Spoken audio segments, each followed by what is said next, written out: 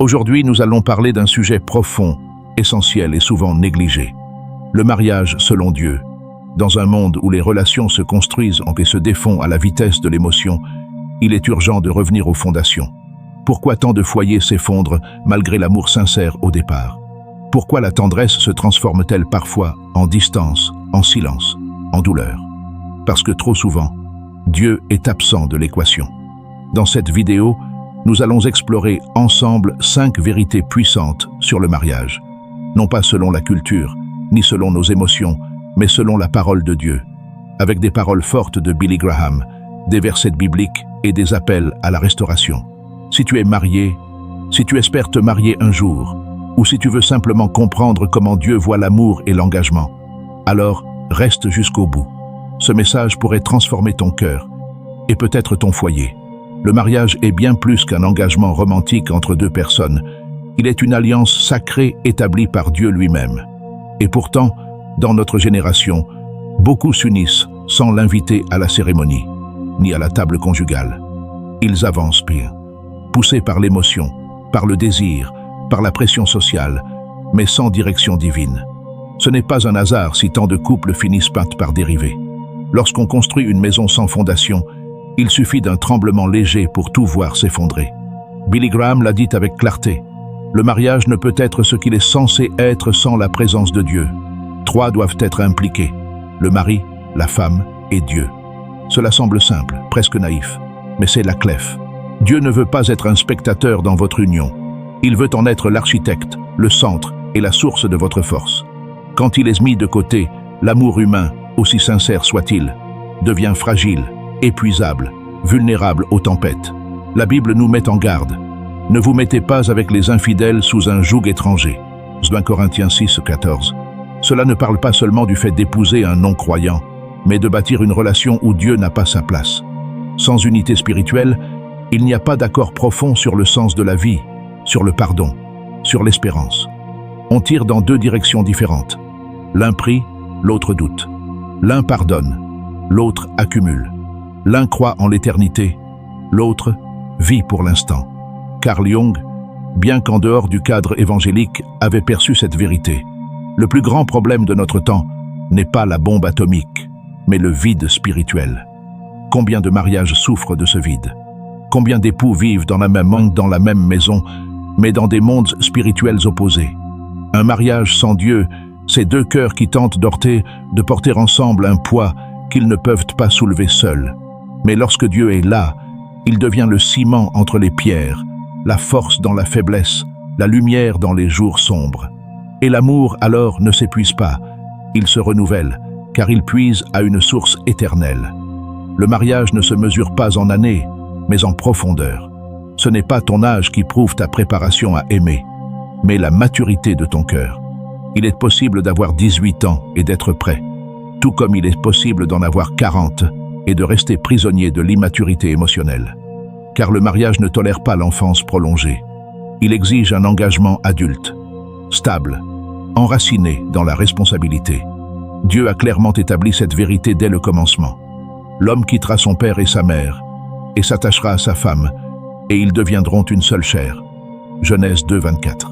Ce verset n'est pas un simple principe culturel, c'est une instruction divine. Se marier, c'est accepter de couper symboliquement le cordon, non par rébellion, mais par maturité. C'est reconnaître que tes parents, aussi chers soient-ils, ne sont plus le centre de ta loyauté émotionnelle. Ta première responsabilité terrestre devient ton conjoint. Billy Graham l'a dit ainsi. Beaucoup de mariages échouent parce que les parents n'ont jamais vraiment lâché prise. Et les enfants n'ont jamais vraiment quitté la maison, même s'ils ont déménagé. Ce lien invisible mais puissant peut empoisonner la relation conjugale. Une parole déplacée d'un parent, une dépendance émotionnelle mal placée, une loyauté divisée, et la tension s'installe. Dans un monde où la maturité est souvent retardée, beaucoup veulent les bénédictions du mariage sans la posture de cœur qu'il exige. Mais on ne peut pas construire une relation sur l'infantilisme, l'égocentrisme ou la peur de grandir. Comme le disait Kathryn Kuhlman, Dieu ne bénit jamais une union désordonnée. Il attend la maturité, l'obéissance, la clarté. Le mariage est une nouvelle saison. Ce n'est pas une prolongation de l'enfance, ni un abri contre la solitude. C'est une alliance entre deux personnes qui choisissent de devenir un, en toute conscience. Cela implique de prioriser ton conjoint, de gérer les conflits avec sagesse, de prendre des décisions ensemble sans fuir les responsabilités. Et cela commence toujours par une séparation émotionnelle saine d'avec le passé. Car aimer vraiment, c'est être libre d'aimer. Et pour cela, il faut être entier, pas à moitié encore rattaché à la maison d'avant. Dans notre société contemporaine, le mariage est trop souvent traité comme une expérience à durée limitée. On tente, on verra. On s'aime aujourd'hui, mais demain est incertain. Pourtant, Dieu n'a jamais pensé le mariage comme un essai. Il l'a conçu comme une alliance permanente, un serment de fidélité scellé devant lui. C'est une promesse qui ne s'annule pas à la première tempête. Et c'est là toute la différence entre une union humaine et une alliance divine. La Bible ne laisse aucune ambiguïté. Ce que Dieu a uni, que l'homme ne le sépare pas. Marc 10, 9. Dans le regard de Dieu, le mariage est sacré, non négociable, non révocable. L'amour qu'il appelle à manifester dans le couple est à l'image de l'amour de Christ pour l'Église. Un amour qui ne fuit pas devant l'imperfection. Un amour qui persévère malgré la douleur. Aimez vos femmes comme Christ a aimé l'Église et s'est livré lui-même pour elle. Éphésiens 5, 25. Cet amour-là ne se mesure pas à la facilité des jours heureux, mais à la constance dans les jours sombres. Billy Graham disait « Le mariage est plus qu'un simple contrat légal ou social. C'est une alliance spirituelle entre un homme, une femme et Dieu. Et Dieu ne rompt jamais ses alliances. Voilà pourquoi le divorce ne devrait jamais être une option gardée en réserve. Il ne doit pas faire partie du langage du couple. Il ne doit pas être une menace qu'on brandit ou un plan B en cas de crise. Car ce que l'on accepte comme possibilité devient un chemin que l'on finit par emprunter. Tu découvriras rapidement que ton conjoint est loin d'être parfait. Et lui découvrira la même chose en toi. C'est la réalité. Mais c'est précisément là que commence le vrai amour. Quand on choisit d'aimer au-delà des limites humaines, avec la grâce surnaturelle que seul Christ peut accorder. Comme le disait Martin Luther King Jr., l'amour véritable n'est pas une émotion passagère. C'est une décision, un engagement. Dans le mariage, l'amour est un choix répété chaque jour. Non pas parce que c'est toujours agréable, mais parce que Dieu t'a appelé à cela. Et si Christ est le centre, il n'existe aucun conflit qui ne puisse être traversé, aucun cœur qui ne puisse être restauré, aucune blessure que l'amour ne puisse guérir. Dans un monde où les serments sont devenus fragiles et où l'instantané règne sur la patience, l'infidélité s'est presque banalisée.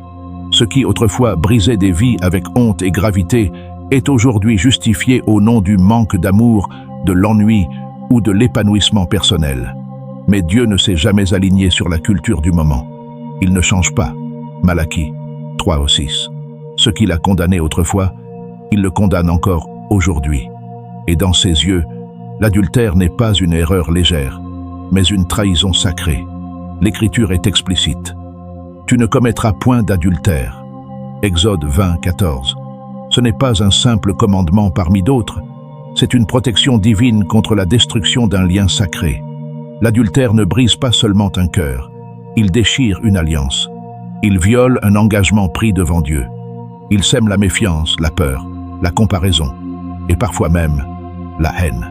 Billy Graham a affirmé avec force, « La fidélité n'est pas un luxe dans le mariage chrétien. C'est une nécessité absolue. Être fidèle, ce n'est pas seulement rester physiquement avec l'autre. C'est choisir chaque jour de rester émotionnellement engagé, spirituellement uni, intentionnellement tourné vers l'autre, même quand les saisons deviennent difficiles. La fidélité dit « Je reste, je couvre tes défauts, je garde ton cœur, je protège ton honneur. » Mais que faire si la trahison est déjà là? Si la douleur de l'infidélité a entaillé votre maison comme une lame silencieuse? Il y a une vérité que Satan déteste. Rien n'est trop cassé pour Dieu. Le chemin est douloureux, oui, mais la restauration est possible. Cela commence par un cœur brisé, sincèrement repentant. Comme le disait Chris Oyakhilome, le pardon n'est pas une faiblesse, c'est une force divine. Dieu ne minimise pas l'impact de la trahison, mais il maximise sa capacité à reconstruire. Le Seigneur est près de ceux qui ont le cœur brisé. Psaume 34, 18. Si tu as été infidèle, il y a grâce pour toi. Si tu as été trahi, il y a guérison pour toi. L'amour de Dieu ne se lasse pas de restaurer ce que le péché a détruit, à condition qu'on le laisse agir. Il y a des saisons où le silence devient plus lourd que les disputes, où l'amour semble distant, où la fatigue émotionnelle remplace la tendresse d'autrefois. Tu regardes la personne avec qui tu partages ta maison et tu te demandes comment vous en êtes arrivé là. Mais au milieu de cette confusion, il y a une voix douce, stable, éternelle, qui te dit « Viens à moi, toi qui es fatigué et chargé, et je te donnerai du repos. » Matthieu 11, 28. Le secret d'un foyer guéri n'est pas d'être parfait, c'est d'être remis entre les mains du Christ vivant. Jésus n'attend pas que tu règles tout avant de venir à lui. Il ne demande pas que ton mariage soit en ordre. Il veut simplement être invité à en prendre la direction. Comme l'a dit Billy Graham, le foyer est le fondement.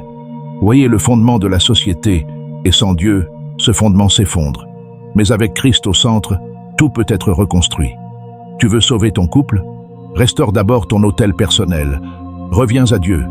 Même si tu es brisé, même si tu es en colère, même si tu es plein de doutes. Il ne t'attend pas avec un jugement, mais avec une grâce qui reconstruit. Car la restauration divine ne commence pas à deux. Elle commence avec un cœur qui dit « oui » à Dieu. Catherine Kuhlman disait « Dieu ne cherche pas des vases d'or ou d'argent. Il cherche des vases vides qu'il peut remplir. » Es-tu prête à être ce vase, même fêlé, même usé? C'est à partir de là que tout peut changer. Une transformation individuelle devient une guérison collective. Le mari blessé devient un époux compatissant. L'épouse déçue devient une femme d'espérance. L'enfant observateur devient le témoin silencieux de la puissance de Dieu à l'œuvre. Tu n'as pas à porter ce poids seul. Christ est prêt à entrer dans ta maison, à s'asseoir là où la douleur a habité, à parler là où le silence a gelé l'amour. Et quand il entre, rien ne reste pareil. Billy Graham a dit « Avec Dieu, aucun mariage n'est irrécupérable. Aucun cœur n'est trop endurci. Aucune situation n'est trop sombre pour sa lumière. » Alors commence aujourd'hui, ce soir. Mets ta main dans la sienne et regarde de le transformer ce qui semblait perdu en un témoignage de sa fidélité. Le mariage n'est pas un projet humain, c'est une idée de Dieu. Et tout ce que Dieu a créé, il peut le restaurer. Tu as peut-être été blessé, tu as peut-être échoué, peut-être que ton foyer est sec, fatigué, au bord de la rupture. Mais ce que l'homme casse, Dieu peut le réparer. Ce que l'amour humain abandonne, l'amour divin peut le relever. Billy Graham disait « Si Dieu est au centre de votre foyer, il y aura un centre de gravité qui tiendra tout ensemble, même quand tout le reste vacille. » Aujourd'hui, tu as entendu des vérités simples mais puissantes. Ce n'est pas trop tard pour recommencer. Ce n'est pas trop tard pour dire à Dieu « Entre dans ma maison, prends la première place. Laisse-le réécrire ton histoire. Laisse-le restaurer ce que le monde a abîmé. » Et si cette vidéo t'a parlé, partage-la. Quelqu'un près de toi a besoin de savoir que l'amour n'est pas mort quand Dieu est vivant.